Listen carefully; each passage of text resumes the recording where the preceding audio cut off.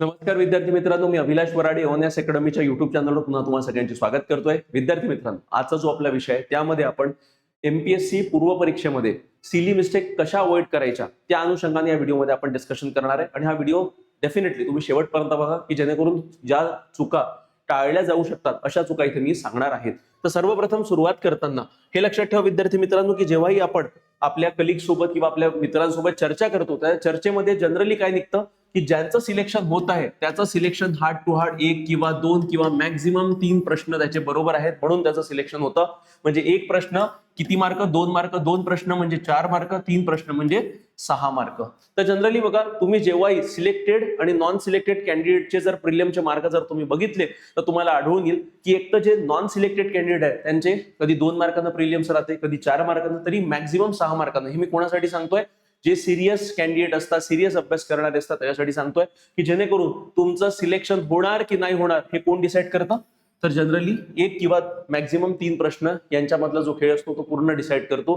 Generally कधी कधी असंही होतं की जास्त करून विद्यार्थ्यांचा 1 प्रश्न चुकला किंवा 2 प्रश्न चुकल्यामुळे त्यांचा अटेम्प्ट राहून जातो, म्हणजे त्यांची पूर्व परीक्षा निघत नाहीत. म्हणून तुम्हाला परत परत सांगतोय की जे सिंपल प्रश्न येतात, ठीक आहे, कोणते सोपे प्रश्न किंवा सिंपल प्रश्न जे येतात हे सिंपल प्रश्न तुमचे कोणत्याही परिस्थितीत चुकता कामा नये. जर हे तुमचे चुकले विद्यार्थी मित्रांनो तर तुम्ही तिथेच रेसच्या बाहेर होऊन जाता. म्हणून परत सांगतोय की सिंपल प्रश्न जिथेही आले, सोपे प्रश्न जिथेही आले, जे तुम्हाला वाटत आहे की नाही मला हा प्रश्न येतोच, ते प्रश्न डबल चेक करा, ते प्रश्न ट्रिपल चेक करा, 2दा 3दा वाचा आणि त्याच्यानंतर तुम्ही त्याचं उत्तर मार्क करा.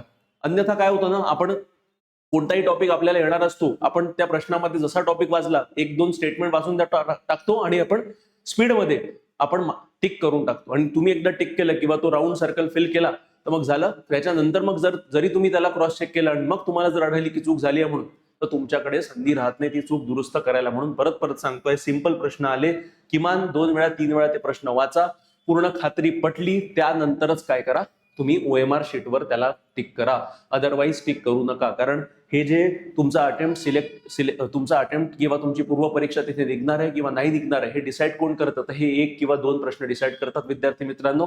म्हणजे 2 प्रश्न जर बरोबर आले तर तुम्ही इन आहात आणि 2 प्रश्न जर तुम्ही चुकले तर तुम्ही आउट आहात. म्हणून हे जनरली सगळ्या मेजर विद्यार्थ्यांना लागू पडतं हा फॅक्टर. म्हणून तुम्हाला परत परत सांगतोय की सिंपल प्रश्न चुकवणे टाळा. जर तुम्ही तेवढं जरी केलं तरीही तुम्ही बऱ्यापैकी म्हणजे तुम्ही इन राहू शकता किंवा तुमची पूर्व परीक्षा निघू शकते. आता याच्यामध्ये काही महत्वाच्या ज्या सिली मिस्टेक्स आहेत ज्या तुम्हाला अवॉइडच करायच्या त्या कोणत्या आहेत? सर्वप्रथम काय, प्रश्न पूर्ण वाचा. मी आताच तुम्हाला सांगितलं की आपल्याला सपोज आता कोणाला इन्फ्लेशन किंवा महागाईचा टॉपिक खूपच चांगल्याने माहित असेल, त्याच्या सगळ्या गोष्टी त्याला पूर्ण ज्ञात असतील, तर अशा वेळेस काय होतं की आपल्याला जेव्हा आपल्या मनासारखा जर टॉपिक आला प्रश्नामध्ये तर आपण काय करतो ना, आपण घाई गडबडीत पूर्ण प्रश्न वाचतही नाही की त्याच्यात काय विचारलं आहे, की खालील दिलेले जे विधान आहे याच्यापैकी कोणते योग्य की अयोग्य हे काही वाचत नाही. कारण आपल्याला असं वाटतं की जनरली मागच्या 4 प्रश्नामध्ये योग्यच विचारला तर त्याही प्रश्नामध्ये योग्यच विचारला जाईल.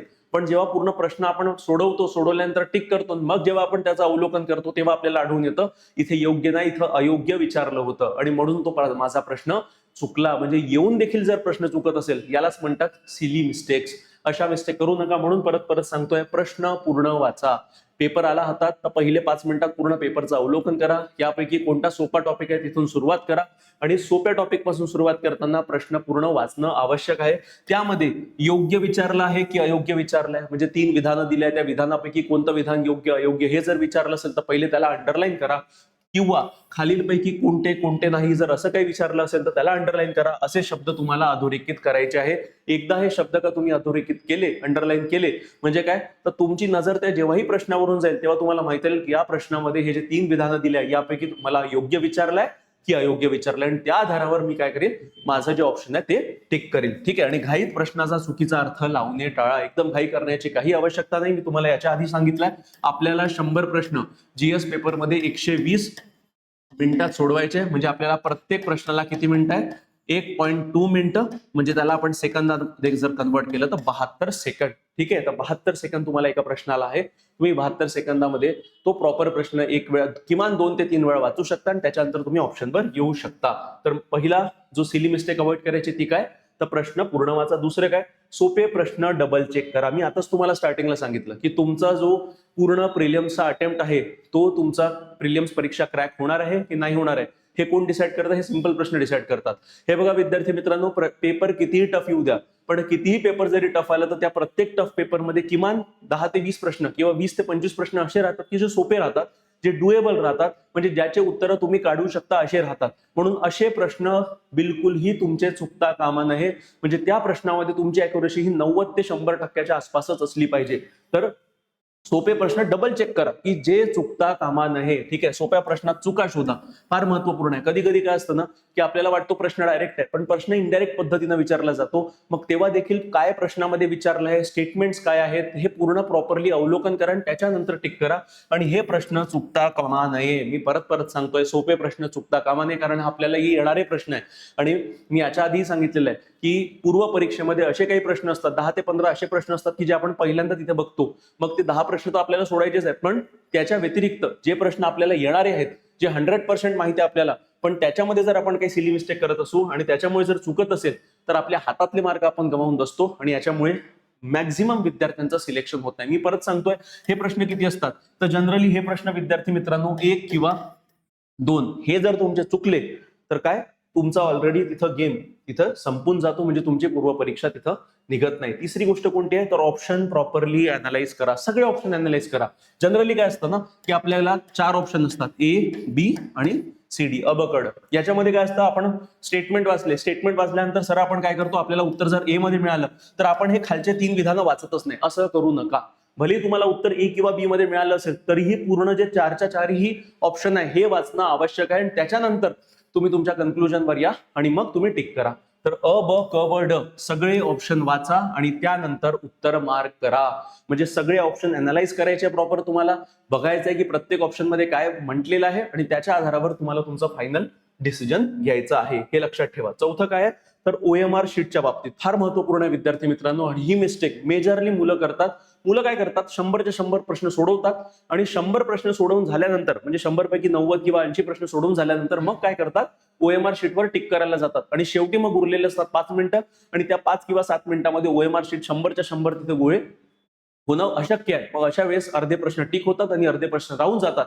म्हणजे पेपर सोडवलेला असतानाही जर OMR शीट तुम्ही टिक करत असाल तर याच्यापेक्षा मोठा मूर्खपणा कोणताच नाही विद्यार्थी मित्रांनो. तुम्ही स्वतःहून काय करताय, तुमचा अटेम्प्ट स्वाहा करताय. असं करू नका. म्हणून OMR मध्ये काय ना, जनरली इथे म्हटलंय प्रत्येक 10 ते 15 प्रश्नावर OMR शीट भरा. किंवा माझ्या मतानुसार अजून एक दुसरं काय करू शकता, जसा प्रश्न तुम्ही सोडवला, तुम्ही तुम्हाला हमखास शाश्वती आहे की हेच उत्तर आहे, सरळ OMR शीटवर तिथे तो गोळा जो आहे तो तिथे भरून टाका. जेणेकरून नंतर जर तुम्ही असं केलं तर तुम्हाला मग परत त्या प्रश्नावर याची गरज भासणार नाही. प्रश्न क्रमांक आणि उत्तर पर्याय पुन्हा तपासा, फार महत्वपूर्ण आहे. जनरली काय होतं, आपण जेव्हा 30 प्रश्न 40 प्रश्न आपण एकंदरीत जर OMR शीटवर भरायला घेतो आणि त्याच्यामध्ये जर क्रमात थोडा चढ उतार झाला, म्हणजे एक प्रश्न मागे गेला, एक प्रश्न पुढे गेला, तर पूर्ण आपला जो सिक्वेन्स आहे तो बिघडतो आणि त्याच्यामुळे देखील विद्यार्थ्यांचे अटेम्प्ट बुडालेले आहेत. तसं करू नका. ठीक आहे, शेवटच्या क्षणी OMR भरण्याचा धोका टाळा. असं बिलकुल करू नका विद्यार्थी मित्रांनो. आणि हे लक्षात ठेवा, जेव्हा OMR शीट हातात येते पेपरच्या आधी, तर प्रॉपर जे काही तुमचा रोल नंबर आहे, प्रॉपर तुमच्या ज्या डिटेल्स आहेत त्या एकदम केअरफुली भरा. आणि ब्लॅक बॉल पेन त्यांनीच तुम्हाला हे सगळं करायचं आहे आणि ब्लॅक बॉल पेनच तुमच्या जवळ असला पाहिजे. याच्या आधी ऑलरेडी मी व्हिडिओ बनवलेला आहे की काय काय तुम्ही न्यायचं आहे, काय काय न्यायचं आहे, त्याची लिंक डिस्क्रिप्शन मध्ये दिलेली आहे, ते देखील बघून टाका. आणि नंतर काय, तर 3 राऊंड स्ट्रॅटेजीचा वापर करा. मी परत सांगतोय विद्यार्थी मित्रांनो, ही 3 राऊंड स्ट्रॅटेजीसाठी ऑलरेडी मी एक डिटेल व्हिडिओ बनवलेला आहे, कसा इम्प्लिमेंट करायचा आहे, काय करायचं आहे.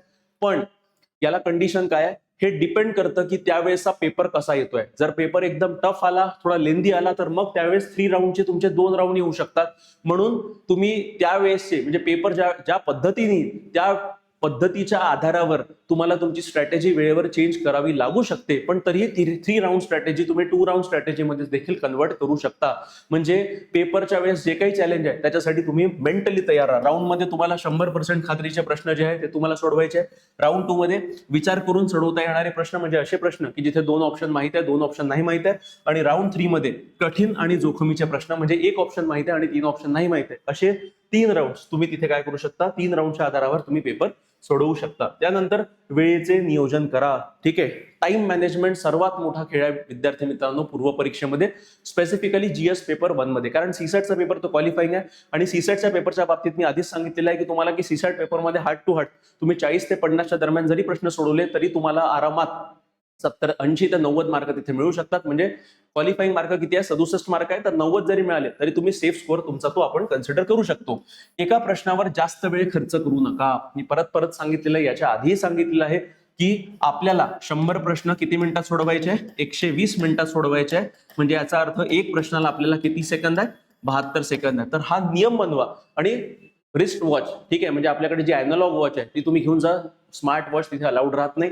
आणि तुमचा वेळेकडे लक्ष पाहिजे विद्यार्थी मित्रांनो, कारण एका प्रश्नाला तुमच्याकडे 72 सेकंद आहे. आणि लक्षात ठेवा, एका प्रश्नावर 90 सेकंदाच्या वर तुम्हाला तिथे वेळ द्यायचा नाहीये. जर तुम्ही 90 सेकंदाच्या वर एकेका प्रश्नाला वेळ दिला तर सरळ तो प्रश्न स्किप करायचा आणि पुढे जायचं, त्याला सेकंड किंवा थर्ड राऊंड मध्ये त्याला घ्यायचं. तर एका प्रश्नावर जास्त वेळ खर्च करू नका.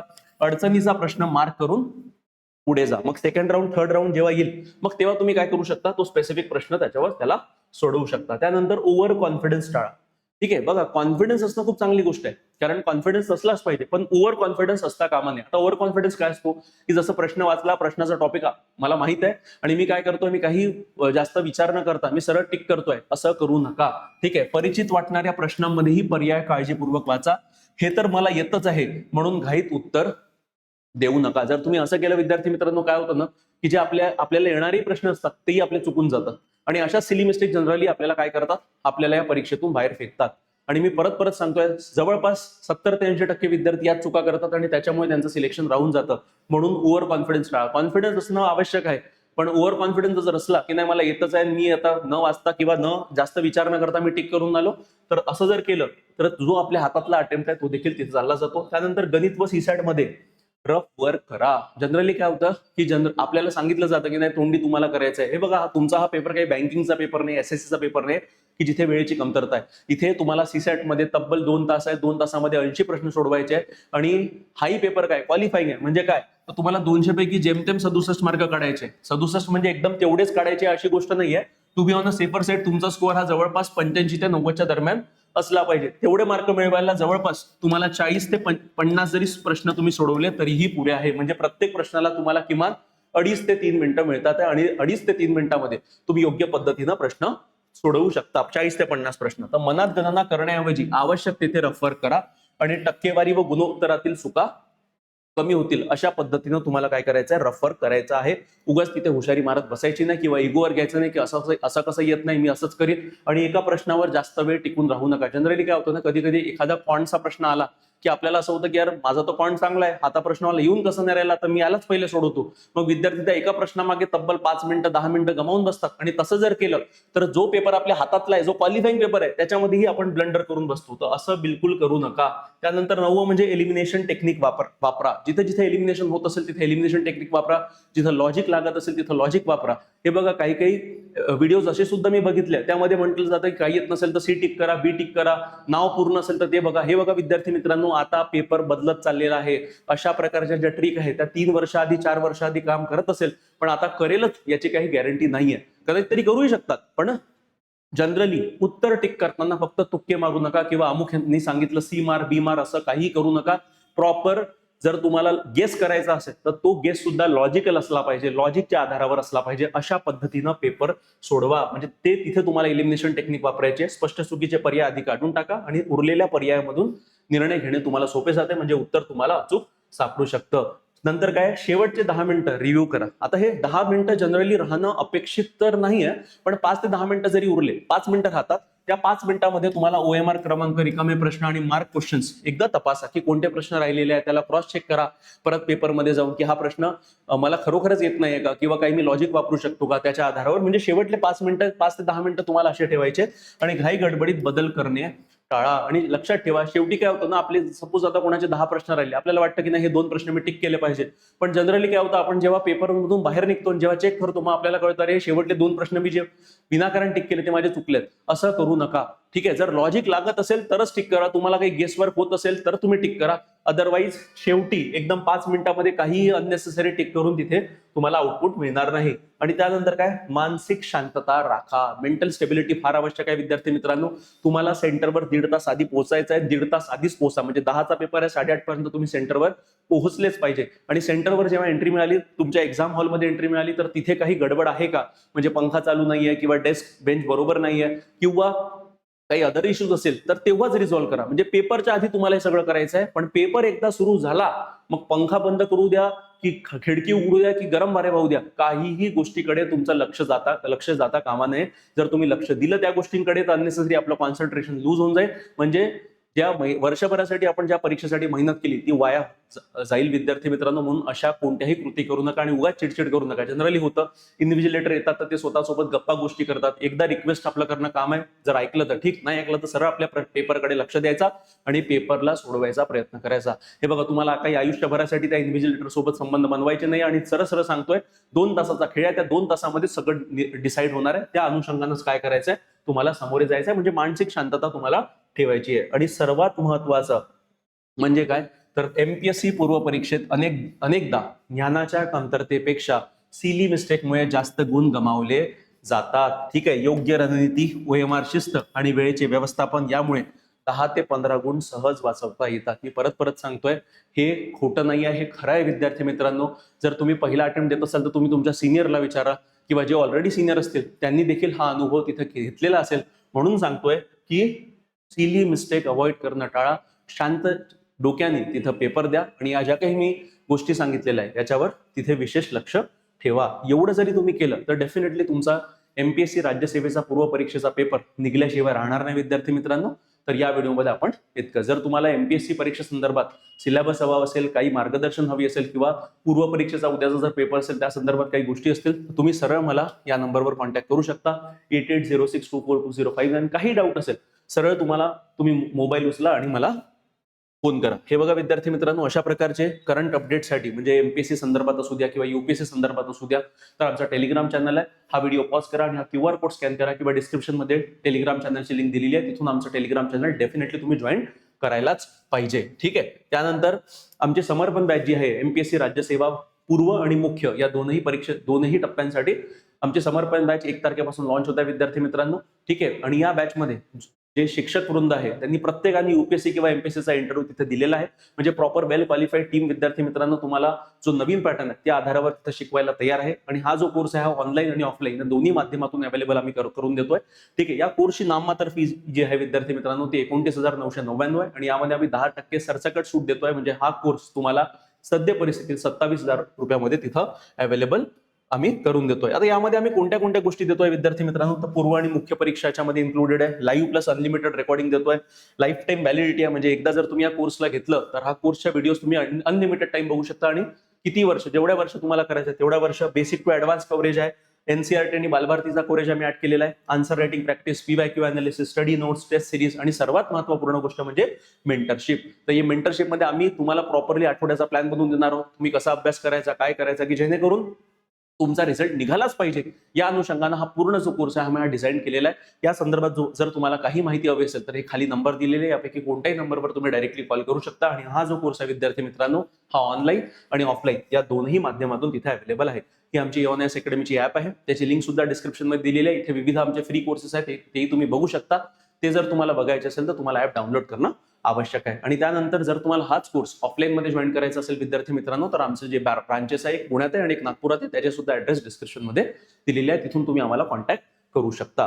तर विद्यार्थी मित्रांनो तुम्हाला काही डाऊट असेल एमपीएससी परीक्षे संदर्भात तर सरळ तुम्ही तुमचा मोबाईल फोन उचला आणि मला वैयक्तिक या नंबरवर मेसेज करा किंवा कॉल डायरेक्टली करू शकता. तर या व्हिडिओमध्ये इतकंच विद्यार्थी मित्रांनो. तुम्हाला जर व्हिडिओ आवडला असेल तर व्हिडिओ लाईक करा, शेअर करा आणि चॅनलला सबस्क्राईब करायला विसरू नका. आणि एमपीएससी राज्यसेवा पूर्व परीक्षेसाठी संपूर्ण विद्यार्थ्यांना एओनएस अकॅडमी टीम कडनं शुभेच्छा. धन्यवाद.